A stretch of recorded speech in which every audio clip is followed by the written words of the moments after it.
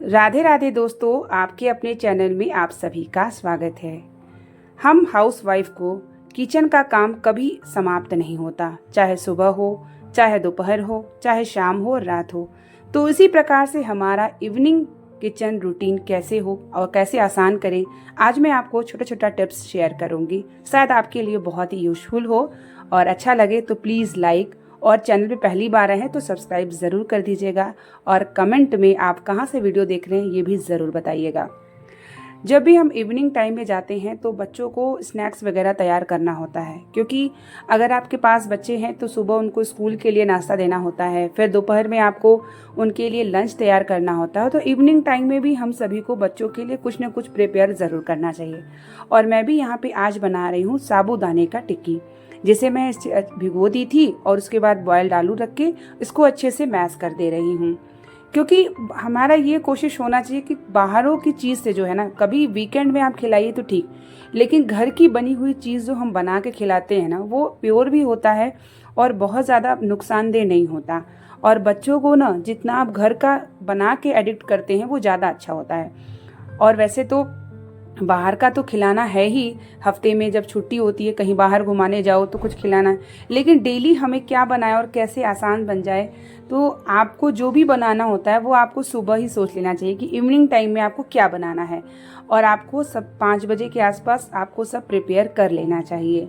तो यहाँ पे मैं धनिया और पुदीने वगैरह को धुल रही थी अच्छे से, क्योंकि जब तक आप उस टिक्की में जो होता है साबूदाने में धनिया वगैरह नहीं डालिए ना तो उसमें अच्छा टेस्ट नहीं आता, और बच्चों को खिलाना है तो उसमें मिर्च नहीं डालना है। तो यहाँ पे मैं बहुत ध्यान से देख रही हूँ, क्योंकि जो मिट्टी वगैरह होती है ना कभी कभी बीच में भी होती है, जिससे किटकिटा टाइप का ना आए, तो इसलिए मैं अच्छे से वॉश कर लेती हूँ। हमारा इवनिंग टाइम का किचन रूटीन भी टाइम पे भी होना चाहिए, जिससे हमारा रात का जो नाइट का खाना होता है ना वो भी हमारे समय से हो जाए।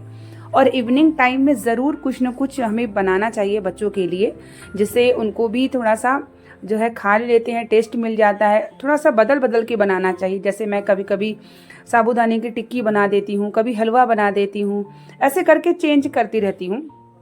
और बच्चों को भी वेट होता है कि मम्मा आप क्या बना रहे हो मेरे लिए, मुझे ये खाना है, तो बच्चे डिमांड भी करते हैं तो अच्छा लगता है। और इसके लिए अगर हमारे पास रूटीन पे रहते हैं ना तो हमें सब कुछ आसानी से हो जाता है।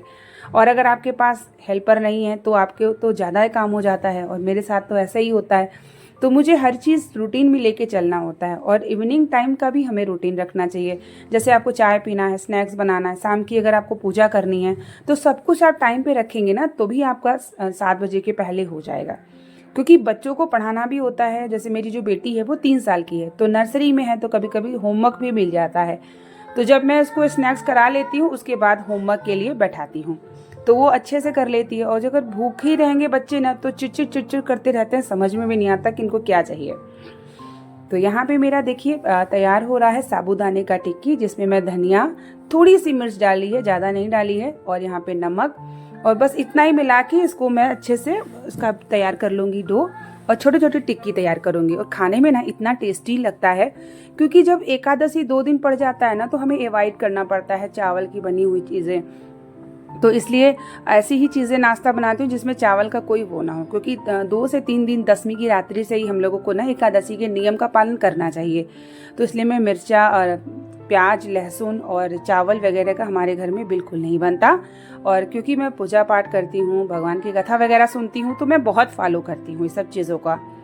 तो यहाँ पे मैं अब चटनी तैयार कर रही हूँ। देखिए मेरी बेटी भी आके खड़ी हो गई है, और जब भी मैं कुछ बनाने लगती हूँ ना तो उसे भी इंटरेस्ट होता है कि मैं भी आपकी हेल्प करूँगी।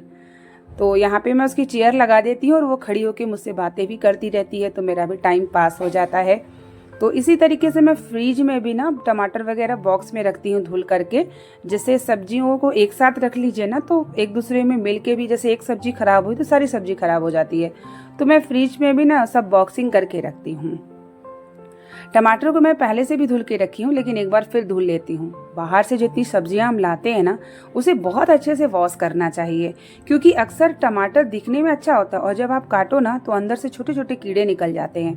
तो इसलिए हमें ना जब भी सब्जी को लाएं थोड़ा सा पानी में थोड़ा सोडा डाल दिया करिए, और सारी सब्जियों को उसी में डाल दिया करिए 5 मिनट। उसके बाद अच्छे से धुल के तब उसको आप फ्रिज में रखिए।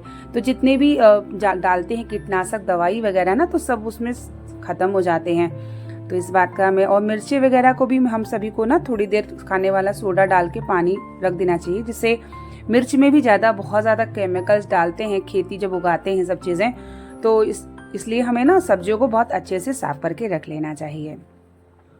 फिर यहाँ जल्दी जल्दी मैं चटनी को भी तैयार कर रही हूँ और शाम की पूजा भी मुझे करनी होती है, तो इसलिए मैं टाइम से नाश्ता तैयार कर लेती हूँ। हस्बैंड भी आते हैं कभी कभी, तो उन्हें भूख लगी रहती है, तो मैं दे देती हूँ नाश्ता, तो फिर आराम से वो भी फिर खाना 10 बजे के आसपास खा लेते हैं।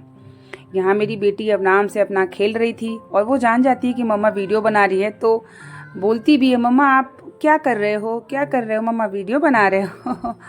बच्चे जो देखते हैं ना वो सीखते भी हैं, और इससे क्या होता है कि ज़्यादा मोबाइल भी नहीं देना पड़ता है।